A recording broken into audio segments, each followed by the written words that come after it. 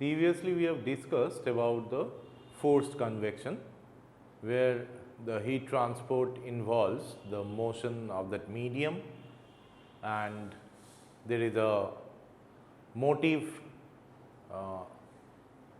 driver which actually subject or actually induce motion in that fluid.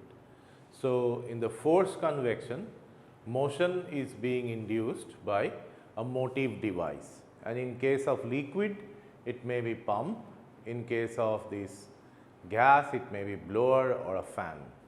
However, you see, when we have started our discussion of forced convection, I have mentioned that there is something called natural convection, where the motion in the liquid medium is being induced by temperature difference, right. Just like if you have a bulk of quiescent fluid which is at rest, and in that you have inserted a hot solid surface. So, what will happen? Initially a temperature, because of the temperature difference between the solid and the bulk liquid, right. So, conductive transport will be initiated, and as conductive transport starts, there will be a temperature gradient, and this temperature gradient definitely it will be high at the solid surface or in the liquid layer adjacent to the solid surface, and progressively it will decrease towards the bulk of the fluid. So, invariably that temperature gradient will trigger a density gradient, right. And as we know that density, it decreases with increasing temperature. So, you have the lowest density regions close to that solid surface, and density will progressively increase towards the bulk. Now, because of this change of density, or rather increase of density from the solid surface to the bulk, what will happen if we think of a volume of liquid close to that solid surface, it will be invariably subjected to a kind of bound force, and it will be starting and it will start moving upward, right. So, that does not mean, of course, that whenever we have a density gradient that there will be this motion or the thermally triggered motion will be initiated. It is not, it may not be. Why? Because the fluid initially is at rest, that means it is in the state of static inertia.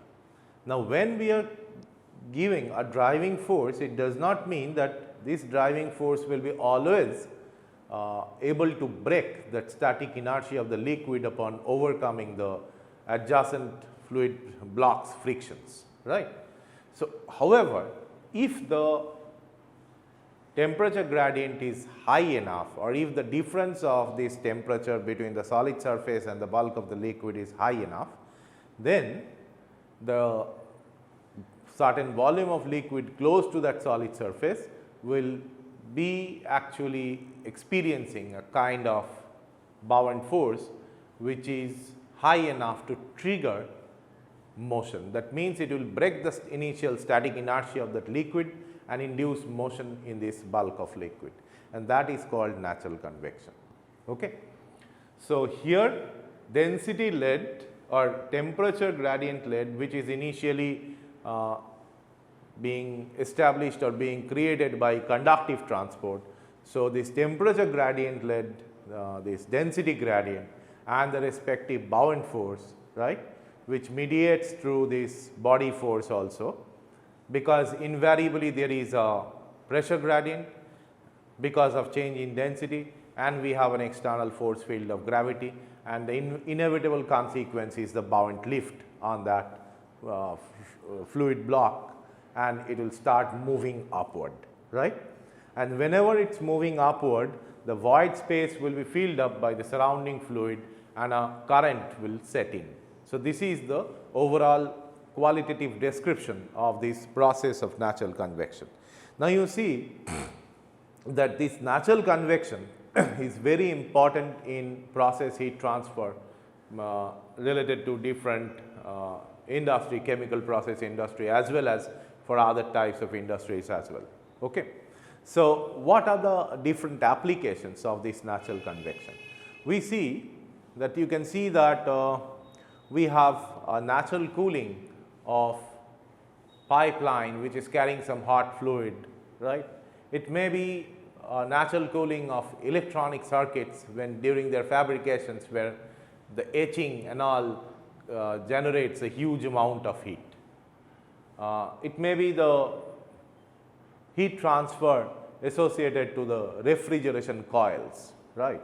Even in the household refrigerator we have this condenser where the heat is rejected to the surrounding, and there we have cooling coils actually.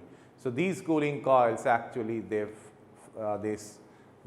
deliver the heat to the surrounding through natural convection and initially by conduction.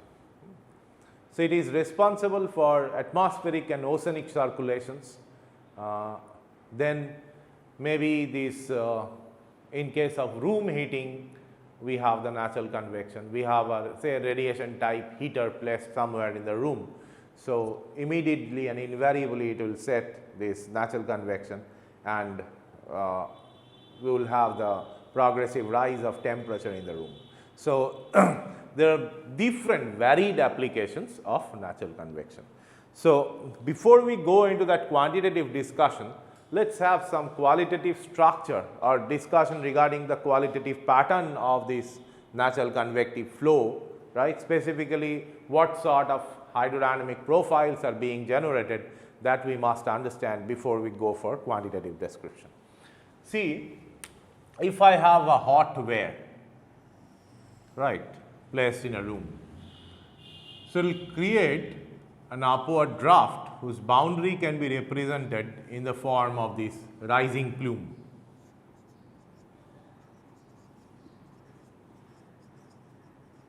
Right. So, it is a kind of paraboloid kind of structure, and here over this sectional view we can think of a velocity gradient like this or velocity profile like this. See, the plume is defined, the boundaries are defined as specific points where we have zero velocity condition. So, that is the envelope of that rising plume. So, here the velocity is 0, and at the surface of that where definitely we will have the zero velocity condition because of no slip. So, simply at these 2 points the velocity is 0. So, intermediately it is having non-zero velocity. So, there definitely there will be some intermediate maximum. Similar happens in case of hot plate, right. So, for hot plate on one side, if I think of, say here we have the plate. So, a kind of plume like this will be observed, and here also the velocity profile is something like this, right. So, this is the hot plate. So, this is the single hot ware.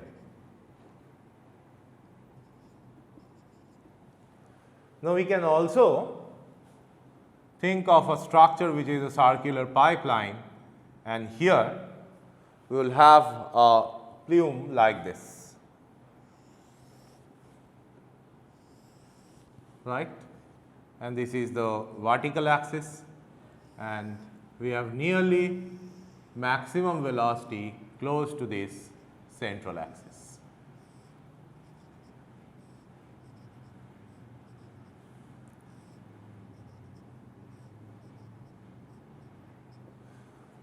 Right. So, it is a circular or a horizontal pipe.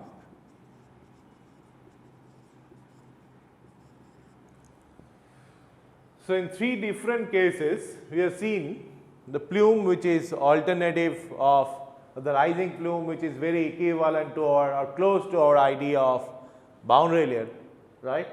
So, the same sort of some boundary layer type of phenomena is happening. So, which grows progressively with distance, and the velocity profile definitely it is new and it is unique to natural convection. We will discuss this more about the velocity profile later. So, you see there are other structures as well, like ware, hot plate, then horizontal pipe, and what is one of the very important structure in discussion of this natural convection is the natural convection between or in a fluid which is confined between two large parallel plates. So, you see that this was an experiment first formalized by Bainard, right, probably in 1901.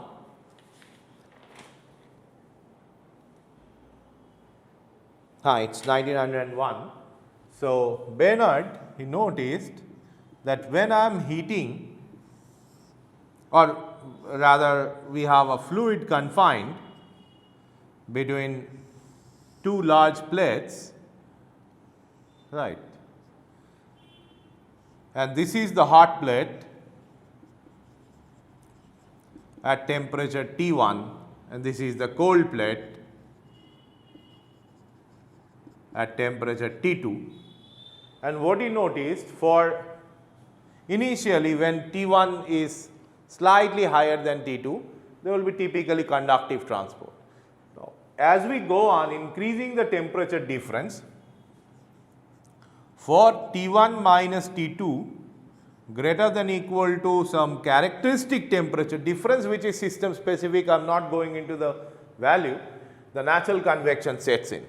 And what is the pattern of this natural convection? It follows a kind of hexagonal prism like this. So, if you view the projection, it will be looking like this.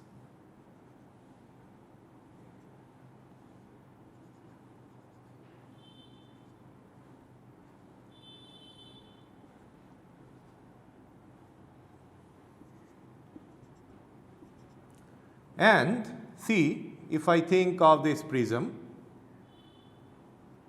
these are imaginary, of course. We will see that as if why this prism was being formed. The hot plume rises to the central region of this prism, imaginary prism, and upon exchanging heat with a cold plate, it moves downward towards the wall of the prism, right. So, as if the structure was highly visible and it is a kind of hexagonal cell, right, like this. So, in a single prism like or in a single isolated structure, it looks like this, see.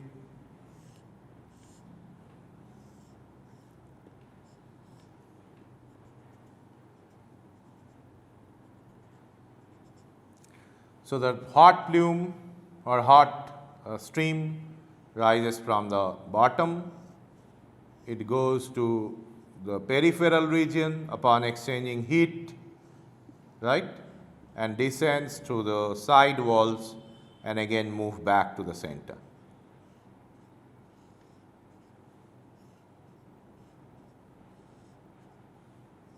So, this is the structure which was initially or for the first time observed by Bainard in 1901. So, later this type of cage like honeycomb like structure was named as Bainard cell, right. And you see there is a qualitative justification. What is that? And it has nothing to do with the natural convection, of course. Why, if I ask the question that why it is hexagonal cell, right? Why it is not something square or cylinder? Cylinder, definitely there is a problem because there will be some leftover spaces. If I go for a cylindrical or a circular face lattice, it will be something kind of this. So, these regions are left over. So, it is not possible in a natural process like everywhere the space will be occupied and all. So, what is most important is to note that see you are trying to feel irregular region like this region you are trying to feel by structures, 2D structures like mosaic tiles, right. So, if I choose hexagonal tiles, we will see that hexagonal tiles of a fixed area, say I have chosen 3 different tiles, one is hexagonal, another is square, another is something else, okay, some trapezoidal or something. So, what we can infer from mathematical standpoint, definitely we are not going into the detail, right. There is a branch of mathematics called tessellation geometry. So, if you go on filling this space, you will see that the number of hexagonal tiles needed to fill up this space is least. Okay. So, hexagon has the best space filling property, and definitely once we are thinking it is hexagon, definitely we can think or reduce it to a more elementary shape of a triangle, because hexagons are made up of these equilateral triangles, right. So, hexagon has got the highest space filling property, or triangles they have the highest space filling property. So, this can be mathematically established. So, whenever we have a rising plume and we must should have space for these descending liquid streams and producing a kind of this structure, right. So, in projection it must occupy or it must define a specific shape, okay. And by the choice of this area filling property, and it is a natural selection, that it becomes hexagon. So, this is a kind of qualitative justification that why Bainard cells are hexagonal, right. Similar this Bainard cell structure we observe on the surface of sun. See,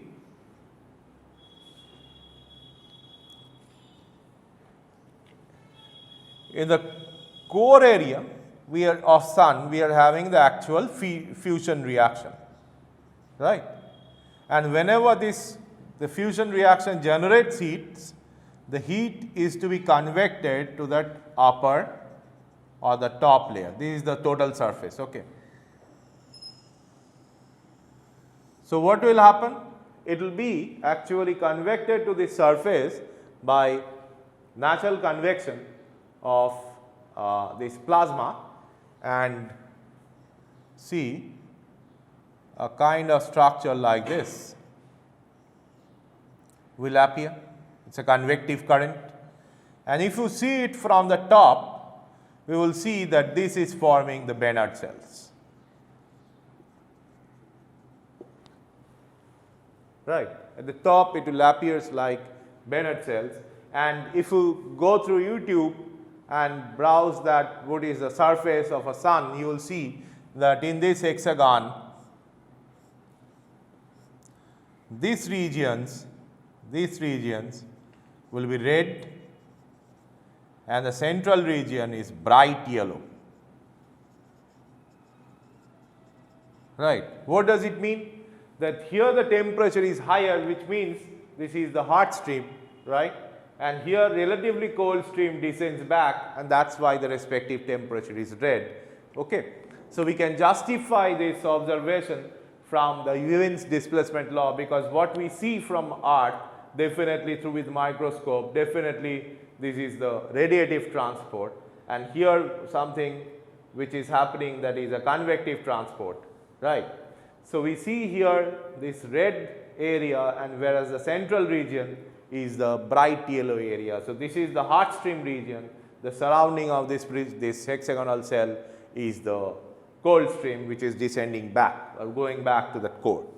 So, that is the Bainard cell, and this Bainard cell and natural convection actually begins when this difference of temperature exceeds some threshold.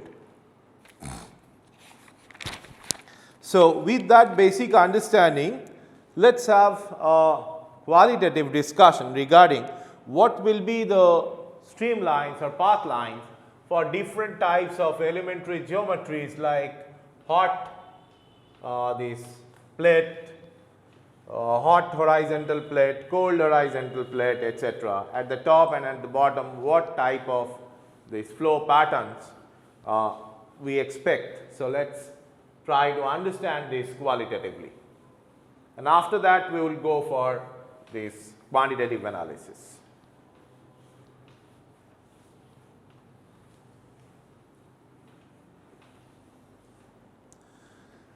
So, you see that if I have a hot plate facing downward,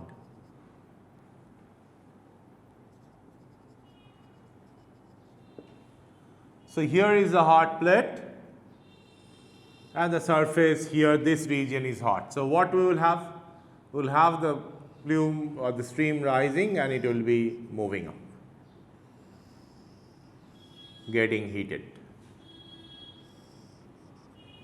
Okay. So, hot plate facing downward. Now, if I have this hot plate facing upward, what will happen?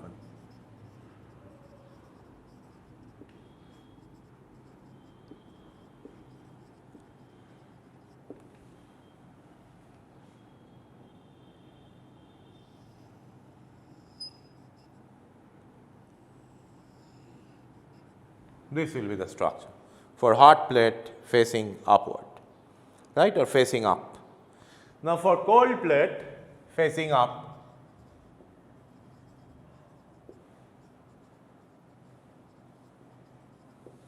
we will see that if this is the cold plate, definitely the stream of air or liquid in contact with the cold plate will acquire higher density, so it will move downward.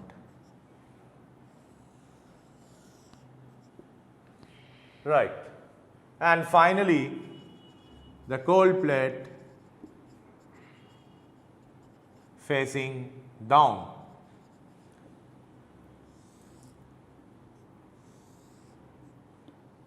So, it will be like this. So, if I see that it is a hot plate, right, it is a hot plate and both sides are hot. So, we will have an additional current like this. And if it is a cold plate, both sides are cold, right. So, let us mark it by dotted sign. So, here this is hot plate in general, right, both surfaces are hot. And here if it is cold, so obviously we will have an additional these path lines like this. So, that is the cold plate.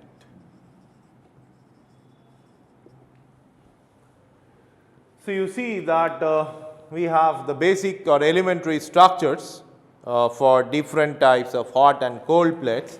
Now, let us now think in terms of quantitative analysis, considering a very simple geometry, which is a vertically placed hot plate, okay, which we have originally mentioned that what sort of the streamlines, temperature profiles and everything are expected. So, here we are going for a quantitative description of this natural convection. What are the governing equations and how to solve for this temperature or this velocity field, that we are now going to discuss.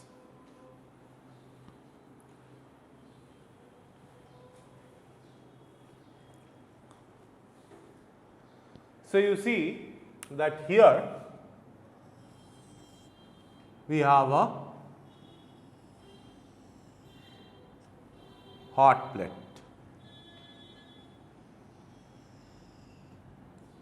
right. Now, we fix the coordinate system here. So, this is x, this is y, and the flow structures or approximate streamlines or path lines will be like this. So, definitely, or this side, or not keeping it like this, let us go for a 3D solid body. Now, you see that initially what will happen? Initially, if the temperature here is high, Ts, and the bulk temperature is T infinity, so Ts minus T, for Ts is greater than T infinity, we will have the conductive transport. Now, once the conductive transport actually sets in, it will create a density gradient. And the density gradient, because of the density gradient, there will be bound force. And the liquid or the fluid will start moving upward, and which will be filled up by the void space will be filled up by the surrounding fluid. So, we can write that U in general will be positive, whereas V is negative, because there will be an inward movement, right, towards the negative y directions of the surrounding fluid, and there will be an upward, that is a positive x directional movement for the fluid because of this temperature gradient. So, finally, under steady state, there will be some thermal boundary layer and the hydrodynamic boundary layer, right. So, what is surprising, that how to define the thermal boundary layer? Say, I am saying that okay, this is my thermal boundary layer. So, thermal boundary layer means that here the temperature drops and attains a value equal to T infinity, and here the temperature is Ts. So, that is the definition of thermal boundary layer. So, the distance over which the free stream temperature or this bulk liquid temperature T infinity is being attained. So, this much is basically the thickness of the thermal boundary layer. Now, we will have hydrodynamic boundary layer also. So, this is the thermal boundary layer. Now, contrary to this normal understanding, our hydrodynamic boundary layer here in case of natural convection will be always inside the thermal boundary layer, no matter what is the Prandtl number. So, hydrodynamic boundary, you see that profile will be something like this. Intermediately, it will be reaching some maximum U, right, and this much is delta. So, this is hydrodynamic boundary layer. So, unlike the forced convection, see, in natural convection,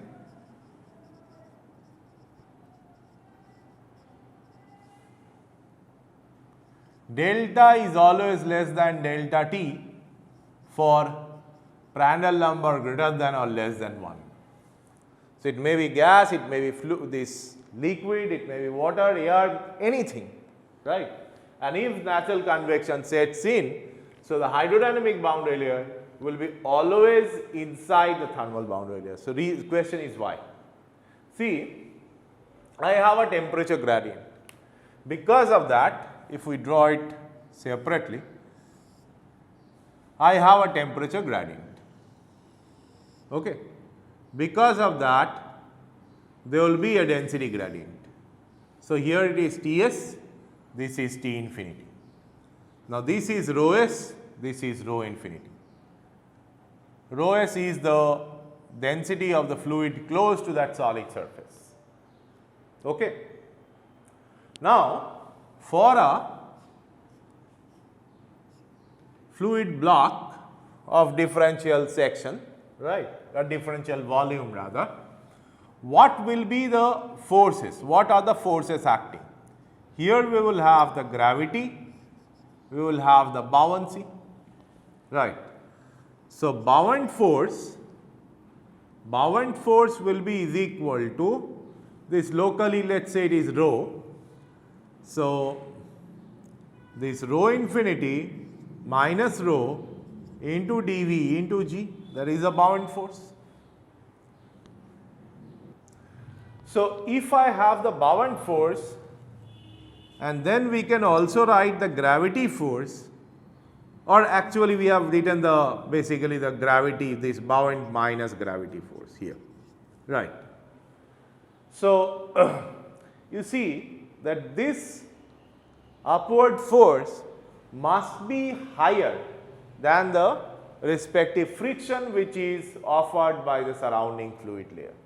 So, if Fb buoyant minus gravity is higher than frictional force, which is in kinematic state, in state of motion, it will be the drag, but when it is a static inertia, when the fluid is at rest, then definitely it is the static friction offered by the surrounding fluid packets. So, this is the friction force. right. If this is higher, then of course we will have the upward movement. Otherwise, it will still remain in static condition and there will be no natural convection, only conduction. Now you see that there is a temperature gradient, right. Now definitely this force Fb minus Fg somewhere here, here we can write Fb minus Fg is greater than Ff. But at some location, right, this or maybe here also Fb minus Fg is equal to Ff, we can find that friction force is equal to the net bound force. So what will happen to the fluid? The fluid will be just at the state of rest, it is unable to break the static inertia. However, here locally the temperature is higher than bulk temperature. So the difference of, if the difference of temperature is more, then definitely the fluid is able to break the upward bound force, will be able to break the static inertia of that liquid. But if the difference of temperature reduces, right, though it is higher than the bulk temperature, it may not be that much sufficient. So here in this region, the region between hydrodynamic and thermal boundary layer, we can infer that the net bound force caused by temperature gradient, which is mediated through density difference, it's not enough to actually trigger the motion of the fluid, right, upon breaking the static inertia. This is not possible. And as a consequence, here the velocity, there will be some points over which the velocity is 0. So these points corroborates with the idea of force balance here, whatever I have written as PV minus FB minus FG equal to FF. So the obvious consequence is this: hydrodynamic boundary layer will be inside the thermal boundary layer. Now that is justified. Now what are the governing equations, how we can write it? So in order to go for a derivations of these governing equations for temperature and two velocity components, we need to have three equations. Now before we formulate the equation, let's write the assumptions. Number one, the flow is laminar, steady and two-dimensional, right. Ts minus T infinity is small to moderate such that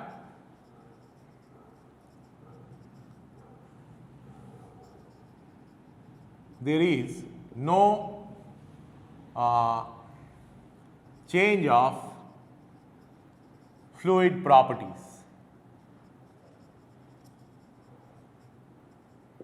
Third, Bozena approximation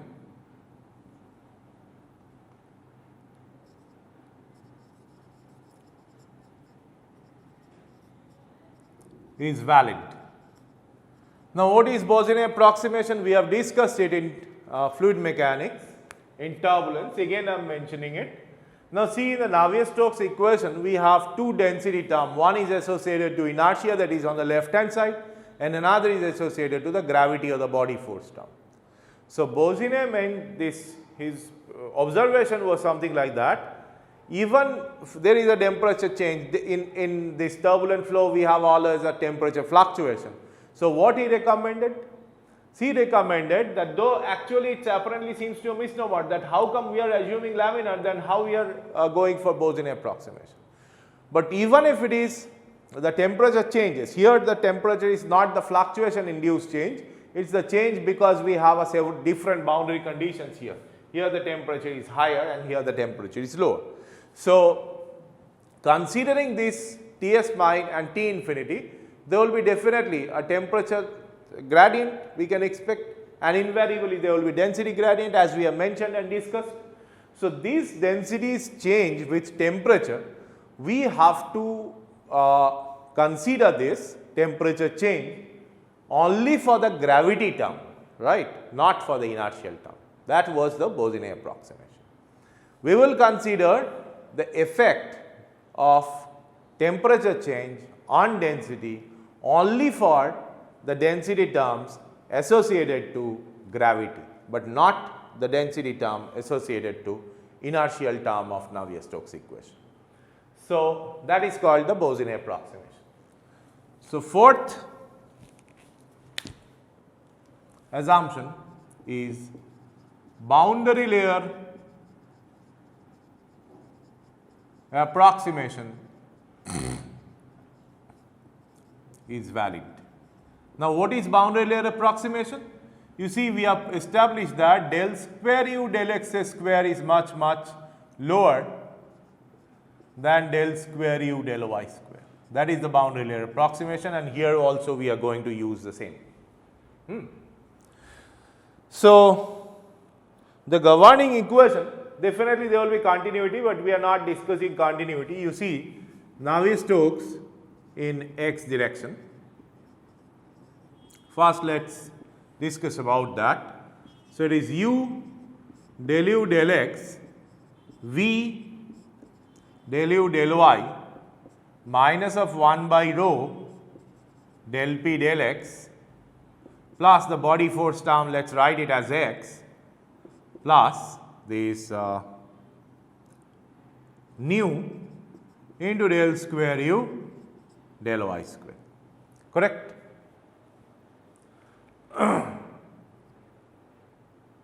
Now, this term gravity is acting downward, so it will be this capital X will be equal to minus of rho g, right. So, this capital X divided by rho.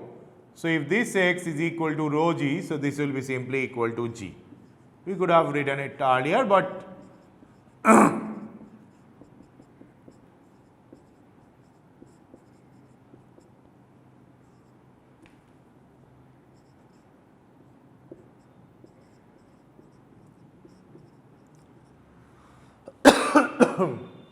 now here you may think that this is open flow. So, del p del x equal to 0, but we are actually trying to accommodate the bound force here in this del p del x. How? This del p del x, you see, in normal quiescent fluid when there is no plate and all, it will be minus of rho infinity into g. Del p del x will be this minus of rho infinity into g, but here there will be a negative sign we have missed. This will be negative, right, because g is acting downward. So, it is minus of this rho infinity into g. So, if I include that, it will be u del u del x v del u del y equal to rho infinity minus rho minus 1 whole bracket into g plus nu into del square u del y square. So, you see du del u del x v del u del y, and here we have a term rho infinity minus rho divided by rho into g plus nu into del square u del y square. Now, from the definition of volume expansion coefficient, we know that beta equal to minus of 1 by rho del t at constant p. So, this beta upon integration, considering this beta over a narrow range to be constant, it is 1 by rho into rho infinity minus rho divided by t infinity minus t. That can be, I think, we can write, and definitely there will be minus sign, right. So, rho infinity minus rho divided by rho is equal to beta into t minus t infinity. So, let us substitute it. So, u del u del x v del u del y is equal to this beta into g into t minus t infinity plus nu del square u del y square. So, that is the governing Navier-Stokes equation, and we have a temperature term. So, whenever we have a temperature term, we must write the energy equation at the same time, right. So, what are my governing equations of the system? First, you see, we will have continuity. As I have mentioned, it is del u del x plus del v del y equal to 0, right. It is a steady state case, and we disregard the change of density here, right, because the change of density is only affecting the gravity term, these two terms, nowhere else. So, and the fluid properties are not changing widely. So, the change of densities has been only in this, it is smartly accommodated in this del p del x and this body force term, where the density change is influencing, not in other terms. So, continuity we can keep as it is, it will be just like incompressible 2D fluid, that is del u del x plus del v del y equal to 0. Next, what we have derived the Navier-Stokes equation that is u del u del x plus v del u del y equal to g beta t minus t infinity plus nu del square u del y square, and energy equation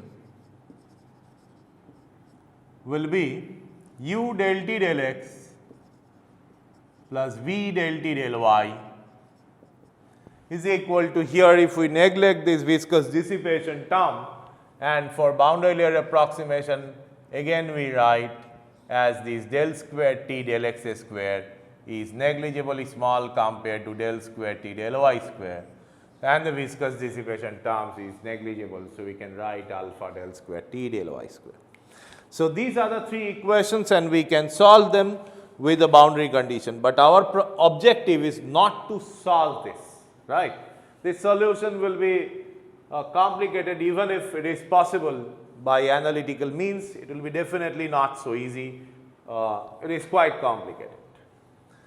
So, our objective is not to go for the solution, but to further analyze this equation upon converting it into a dimensionless form. So, you see that u star is u by u0, u0 is some characteristic velocity of that system. Next, v star equal to v by u0, then x star is equal to x by L. Let us also go for y star is equal to y by L, and we define the temperature, this dimensionless temperature, as T minus T infinity divided by Ts minus T infinity. Fine. So, T star is equal to T minus T infinity divided by Ts minus T infinity.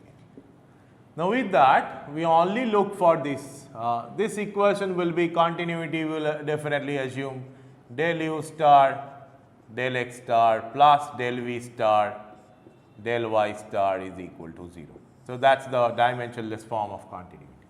Second, in Navier-Stokes, say this will be u0 into u star del of u0 u star divided by this del x star into L plus this u0 into this here v star into del of u0 into u star del of y star into L is equal to g into beta, then T star T minus T infinity. So, it will be equal to T star into Ts minus T infinity plus nu del square u0 u star del y star L whole square.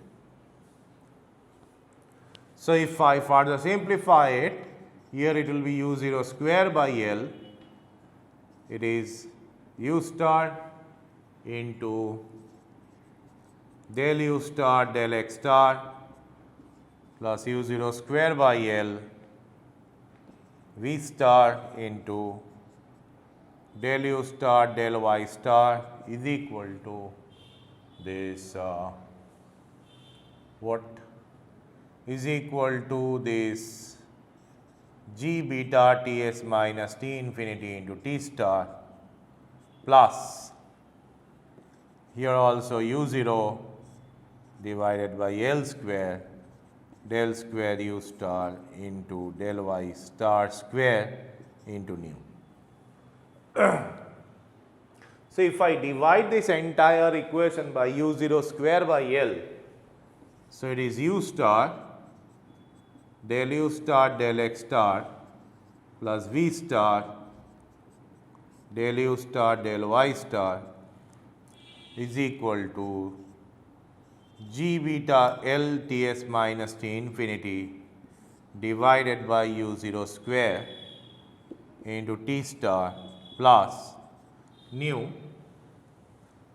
divided by L into u0 into del square u star del y star square.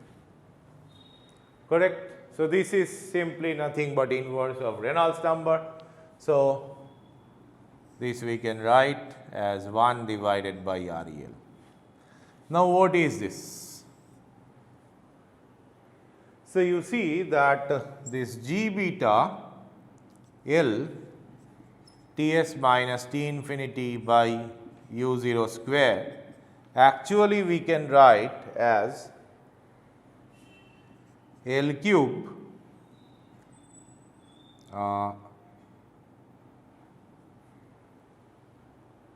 then rho square into G beta delta T divided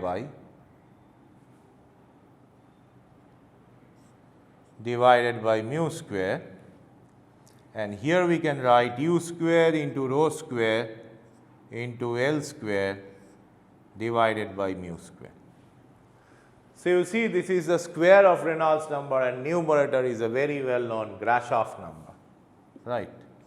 So, this is Ga by REL square. So, at Ga Grashof number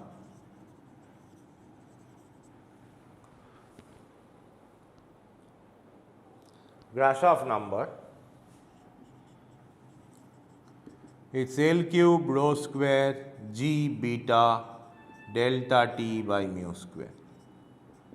And you see that this is to interpret it from the physical standpoint, we can write that okay, this is L cube rho into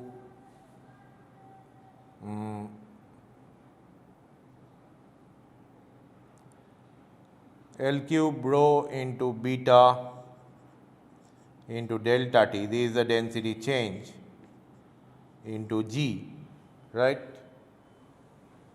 So, multiplied by this L,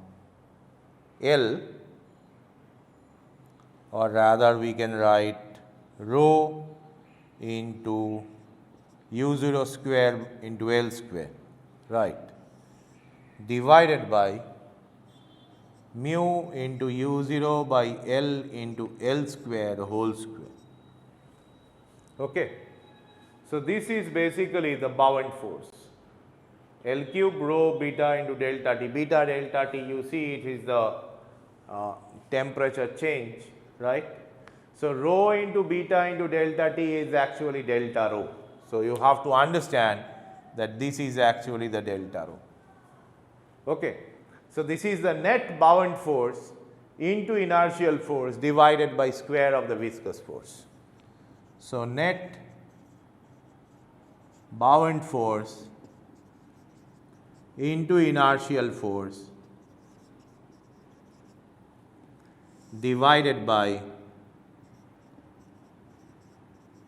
viscous force square. So you see this Grashof number, actually in book it's written as viscous force, bound force by viscous force. Why? Because in natural convection,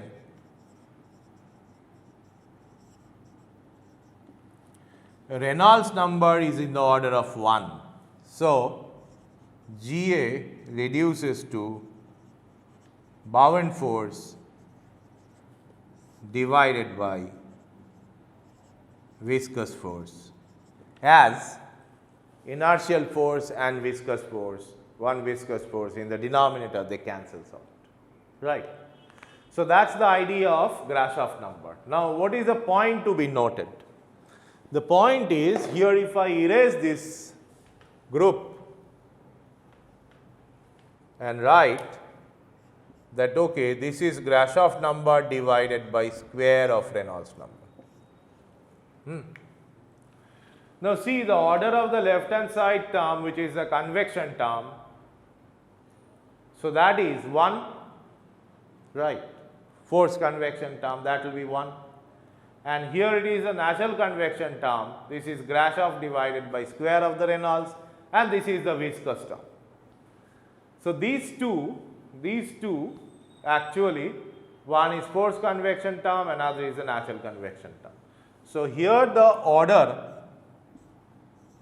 of this term is 1, this order is 1, and here the order of this entire term is or equal to GA by R square. Now you can immediately conclude that if the order of this right hand side first term GA by R square L, if it is much higher, then obviously we can drop this force convection term, right. If it is much lower, we can drop the term itself, that means the natural convection we can drop. And if it is close to 1 or order is in around 1, then definitely the force convection and natural convection both we have to consider. So that's the conclusion of our quantitative analysis, right.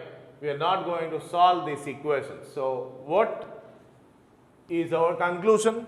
Our conclusion is that if the Grashof number divided by square of Reynolds number is much greater than 1, force convection is insignificant,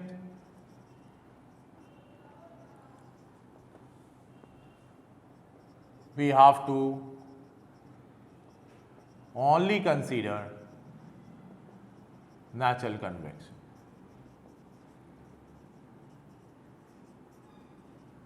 Right. Now if Grashof number divided by square of Reynolds number much less than 1, so here natural convection is insignificant.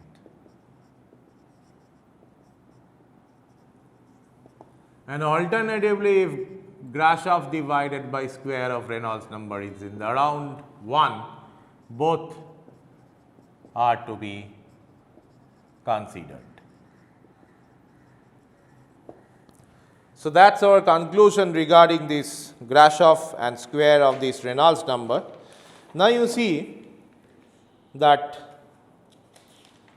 actually in this boundary layer type flow, that is a flow over a flat vertical plate, there is another important issue in addition to this importance of natural and forced convection. You see, if we go on increasing x, right, now just like the normal boundary layer, what we have observed that there at certain point the laminar boundary layer transforms into turbulent boundary layer. So it has got a very important implication in natural convection. So for x greater than or x greater than equal to some x characteristic, laminar boundary layer changes to turbulent boundary layer, right.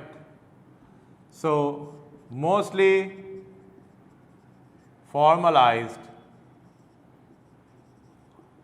in terms of Grashof into Prandtl, which is called Rayleigh number.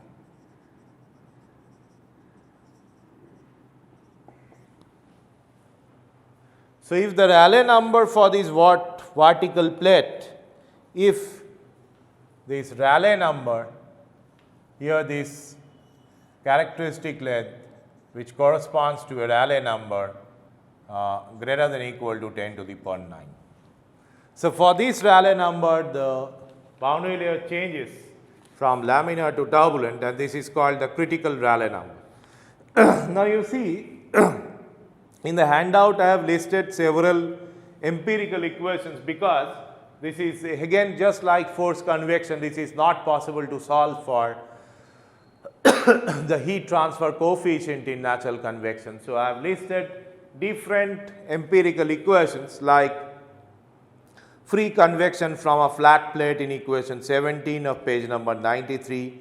Then these different situations like for flat plate there are horizontal plate, right. Previous one was a vertical plate, right. Just what we were discussing, the average, the heat transfer coefficient in terms of Nusselt number can be expressed as a function of Rayleigh number and Prandtl number. There is a big complex algebraic expressions which are outcome of experimental analysis. Similarly, we have that for horizontal plate, right. Just like heat transfer for lower surface of the cold plate, lower surface of hot plate, etc., different forms has been listed along with free convection from a sphere. And what is important to note that for sphere, you see, just I have expressed this average Nusselt number, which is average heat transfer coefficient into the diameter divided by K of fluid, is equal to 2 plus 0.589 into Rayleigh to the power 1 by 4 divided by 1 plus 0.069 by Prandtl number whole to the power 9 by 16 to the power 4 by 9. So, this is a very quite complex expression, and what is very important to note that in the Grashof number we have a temperature difference, right. And this is valid, definitely it is valid for Rayleigh number less than 10 to the power 11 and Prandtl number greater than 7. Okay. However, if I have only conductive transport, then for conductive transport only, and there must be, this equation is valid for a lower threshold value of Grashof or Rayleigh number, above which this natural convection is initiated, because initially when we place a sphere in a stagnant pool of fluid, it will be only conduction, and for that the average Nusselt number will be equal to 2. But when the natural convection sets in, then this term will be added up, right. So, it's this empirical formulation even is quite consistent with our previous very simple theoretical observation that for the, so for this natural convection we see that this term is being added up, and when we have the only conductive transport from the surface of a hot sphere, then this is equal to 2, which we have proved upon solving this general conduction equation with the appropriate boundary conditions. So, the last one is, if you see that what I have written, Grashof by square of Reynolds number is in the order of 1. Now, what will happen? We have both forced and free convection. So, what will be my heat transfer coefficient? See, I know individual formula for finding H forced and H free, or H forced convection, H natural convection or free convection. Here are the sum of the equations as I have listed, right. Similarly, in forced convection we have Siddharth-Tate equation, Dietz-Boelter equation and all. So, therefrom we will get H forced. So, if both are pertinent, then we see there is an empirical equation which states that Nu effective cube is equal to, definitely the force is dominant term, Nu forced plus minus Nu free, right. Now, what is the meaning of this plus minus? Say I have a pipe. So, its natural convection's normal direction will be upward. Now, if I place a fan and create a draft of air in the downward direction, then it will be minus. So, this minus is for destructive effects and this plus is for constructive effects, right, and that depends on the geometry and the location and orientation of the motive device, like fan over here.